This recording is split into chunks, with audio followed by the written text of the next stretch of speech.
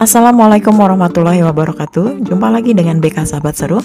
Kali ini saya akan berbagi materi bimbingan konseling kelas 7 semester 1. Pada materi ke-8 ini saya akan membagikan materi tentang cara mengatasi prokrastinasi dan rasa malas. Mari kita simak video berikut ini bersama-sama. Awali dengan pengertian malas dan prokrastinasi. Malas adalah kondisi di mana seseorang merasa enggan atau tidak bersemangat untuk melakukan aktivitas, baik fisik maupun mental. Malas bisa muncul karena beberapa alasan, seperti kurang motivasi, kelelahan, atau gangguan emosi. Ada dua jenis rasa malas yang umum. Yang pertama, malas fisik, yaitu rasa malas yang disebabkan oleh kelelahan tubuh. Kemudian yang kedua, malas mental, yaitu malas yang berkaitan dengan perasaan kurangnya motivasi atau tidak tertarik pada suatu aktivitas. Prokrastinasi adalah tindakan menunda-nunda pekerjaan atau tanggung jawab yang seharusnya diselesaikan dengan alasan mencari kenyamanan sesaat atau menghindari pekerjaan yang dianggap sulit atau membosankan. Prokrastinasi seringkali membawa konsekuensi negatif karena pekerjaan yang ditunda akhirnya menumpuk dan menjadi beban. Lalu apa saja penyebab malas dan prokrastinasi? Ada berbagai alasan mengapa seseorang menjadi malas atau sering prokrastinasi. Di antaranya adalah yang pertama, kurangnya motivasi. Seseorang mungkin tidak merasa termotivasi karena tidak melihat tujuan yang jelas atau manfaat dari tugas yang harus diselesaikan. Kemudian yang kedua, takut gagal. Rasa takut untuk tidak berhasil dapat membuat seseorang menunda pekerjaan karena khawatir hasil akhirnya tidak sempurna. Yang ketiga, manajemen waktu yang buruk.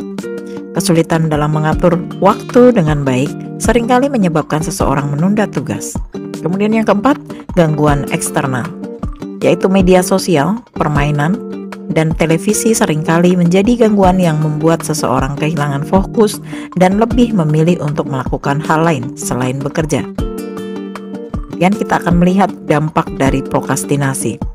Prokrastinasi memiliki berbagai dampak negatif, baik bagi diri sendiri maupun orang lain. Seperti yang pertama, tugas yang menumpuk. Menunda pekerjaan akan membuat tugas semakin banyak dan sulit diselesaikan tepat waktu. Kemudian yang kedua, stres dan cemas. Ketika pekerjaan menumpuk, individu seringkali merasa stres karena tekanan untuk menyelesaikan semua tugas dalam waktu yang singkat. Yang ketiga, penurunan prestasi akademik. Prokrastinasi seringkali berujung pada hasil pekerjaan yang kurang baik atau tidak maksimal karena dikerjakan dalam keadaan terburu-buru. Selanjutnya yang keempat, rasa bersalah dan frustasi.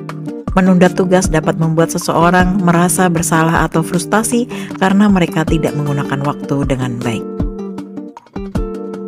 Kemudian kita akan sama-sama menyimak bagaimana cara mengatasi rasa malas dan prokrastinasi. Ada beberapa strategi yang dapat digunakan untuk mengatasi rasa malas dan menghentikan kebiasaan prokrastinasi. Yang pertama, menetapkan tujuan yang jelas. Tentukan tujuan yang spesifik dan terukur. Tujuan yang jelas membantu kita memahami apa yang ingin dicapai dan memberikan motivasi untuk menyelesaikan tugas. Contohnya, daripada menetapkan tujuan yang abstrak seperti saya ingin belajar lebih baik, tetapkan tujuan yang lebih spesifik seperti saya akan menyelesaikan 2 bab pelajaran matematika dalam 3 hari. Kemudian yang kedua, membuat rencana dan jadwal. Membagi tugas besar menjadi beberapa tugas kecil yang dapat diselesaikan dalam jangka waktu tertentu. Gunakan to-do list harian atau mingguan untuk membantu mengatur prioritas. Contohnya, membuat jadwal belajar setiap hari dengan alokasi waktu yang jelas untuk setiap mata pelajaran atau tugas. Yang ketiga, teknik Pomodoro. Teknik ini melibatkan bekerja dalam interval waktu tertentu, yaitu 25 menit bekerja, 5 menit istirahat. Setelah 4 sesi kerja, total 100 menit, istirahatlah lebih lama, 15-30 menit. Teknik ini membantu meningkatkan fokus dan produktivitas. Contohnya, bekerja dalam 25 menit penuh tanpa gangguan, kemudian ambil istirahat singkat untuk meregangkan tubuh. Selanjutnya yang keempat, menghindari gangguan. Identifikasi hal-hal yang dapat mengganggu konsentrasi seperti ponsel atau televisi dan buat komitmen untuk menjauh dari gangguan tersebut saat bekerja. Contohnya, saat belajar simpan ponsel di tempat yang tidak mudah dijangkau atau matikan notifikasinya. Dan yang kelima, ciptakan lingkungan belajar yang kondusif. Pastikan lingkungan sekitar mendukung proses belajar, seperti meja yang rapi, tempat yang tenang, dan pencahayaan yang cukup. Contohnya, belajar di meja khusus dan tidak di tempat tidur untuk mencegah godaan tidur. Kemudian yang keenam, menjaga motivasi. Mengingat kembali tujuan utama dan manfaat yang akan didapat dari menyelesaikan pekerjaan dapat meningkatkan motivasi. Contohnya, berikan hadiah kecil kepada diri sendiri setelah menyelesaikan suatu tugas yang sulit atau menyelesaikan to-do list harian. Yang ketujuh, tanggung jawab dan disiplin diri. Penting untuk mengembangkan kedisiplinan dalam menjalankan tugas dan kewajiban. Meskipun merasa malas atau kurang semangat, disiplin membantu seseorang untuk tetap produktif bahkan saat motivasi menurun. Contohnya, membuat aturan untuk menyelesaikan pekerjaan rumah sebelum melakukan kegiatan yang menyenangkan. Oke, selanjutnya kita akan mencoba melihat bagaimana cara mengelola waktu dengan baik. Kunci dari mengatasi prokrastinasi adalah kemampuan mengelola waktu dengan baik. Manajemen waktu yang efektif melibatkan pengaturan prioritas, pembagian waktu yang realistis, dan komitmen terhadap jadwal yang telah dibuat. Beberapa tips dalam mengelola waktu. Yang pertama, buat daftar prioritas tugas. Kemudian yang kedua, tentukan waktu khusus untuk belajar atau bekerja tanpa gangguan. Yang ketiga, jangan menunda pekerjaan yang dapat diselesaikan segera.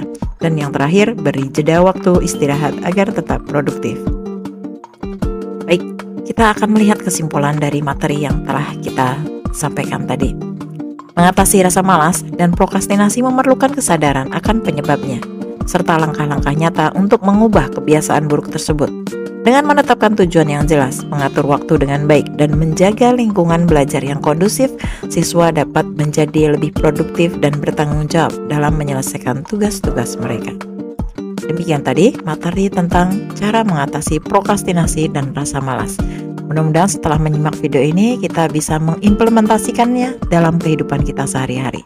Terima kasih telah menonton video ini. Kita akan ketemu lagi pada video-video BK Sahabat Seru berikutnya. Wassalamualaikum warahmatullahi wabarakatuh.